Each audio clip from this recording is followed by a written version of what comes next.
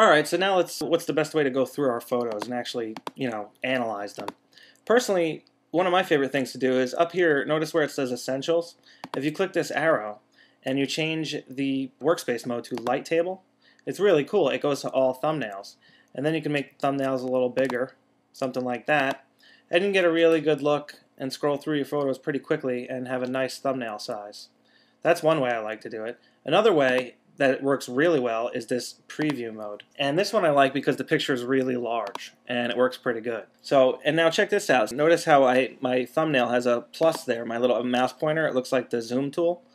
When you click that, you can zoom in and this thing will load 100% preview. It's really cool.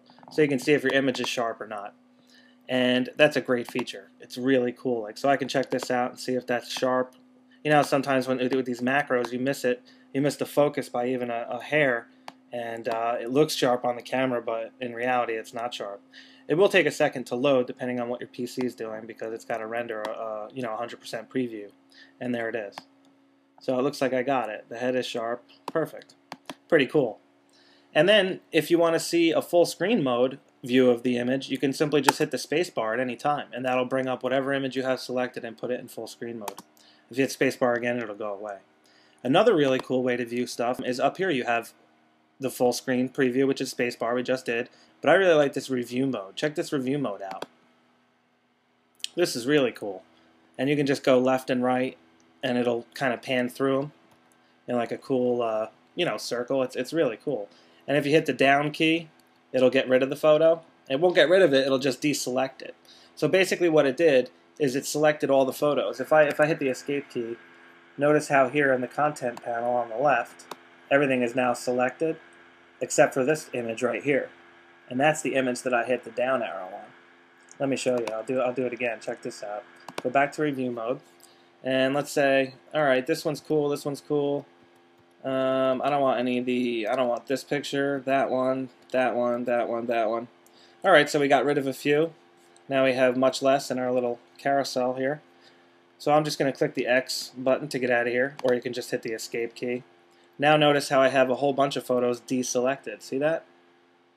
So now that they're all selected, I could assign them a keyword, for example, and that keyword would go to all the images that are selected.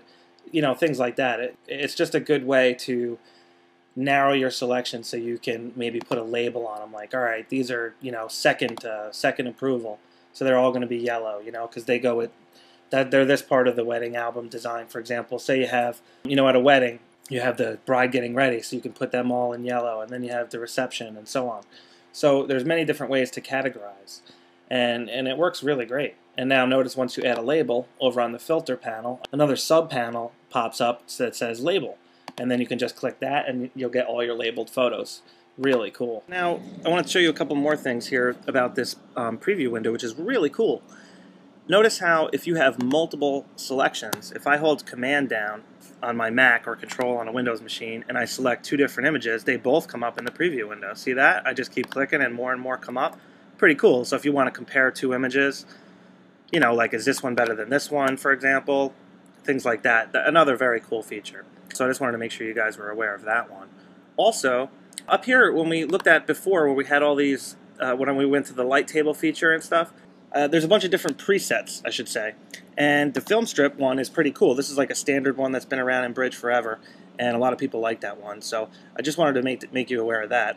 Also, if you really want to, you can drag this out. I mean, I don't see any reason to, but it's just little things like that that make Bridge so powerful. There's so many things you can adjust. So one other thing I wanted to show you is if you go into Adobe Bridge, and let me just show you one other thing. Over in Preferences, there is an option in Preferences that I recommend you change, and I'm going to show that to you right now.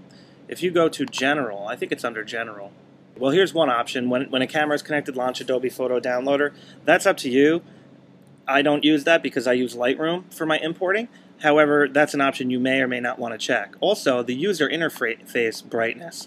I like to bring that down a little bit, and then the image backdrop as well. So I have mine a little bit darker than default. So when you open up Bridge for the first time, it might not look exactly the same color, because mine's tinted a little darker. I just wanted to show you that. Also, here, if you go to thumbnails, you can tell it to not process images larger than a certain size. This is important because if you're working with monster files like huge panoramics and stuff, they might be bigger than 1 gig. So you might want to change this if you want Bridge, to display those thumbnails. So keep that in mind. Playback for video footage, that's an option you might want to play with. Metadata, this is really cool. You can go through here and select which options of the metadata you want to show or don't want to show. So if you're just interested in specific metadata, you can uncheck all this stuff, and then your metadata panel will be a lot more organized. And that's pretty cool.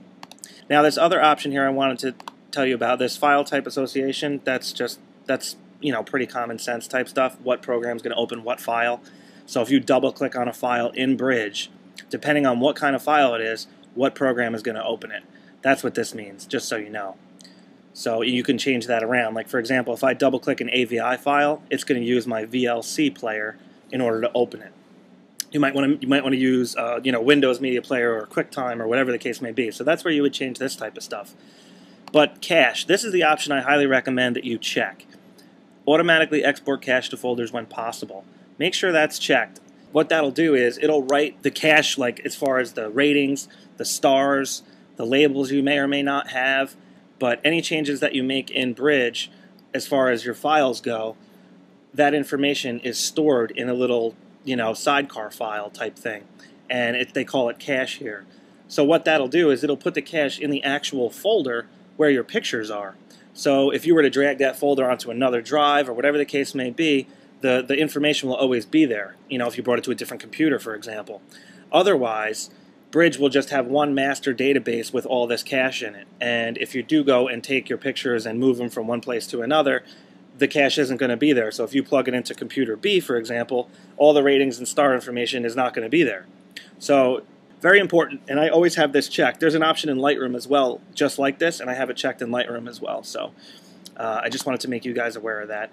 And then there's a couple other things here which you may or may not want to use. Like I said, I really don't change that many options in here, but there are a few, and this cache one is key, and so keep that in mind. That pretty much wraps up the intro to Bridge. In the next section, what we're going to go over is we're going to show how you can open up a file in Photoshop, and then we're going to head over and show you Mini Bridge in Photoshop, pretty much just like Bridge, except it's actually built into Photoshop. It's really cool. So we're going to check that out in the next movie. So stay tuned and have a good one.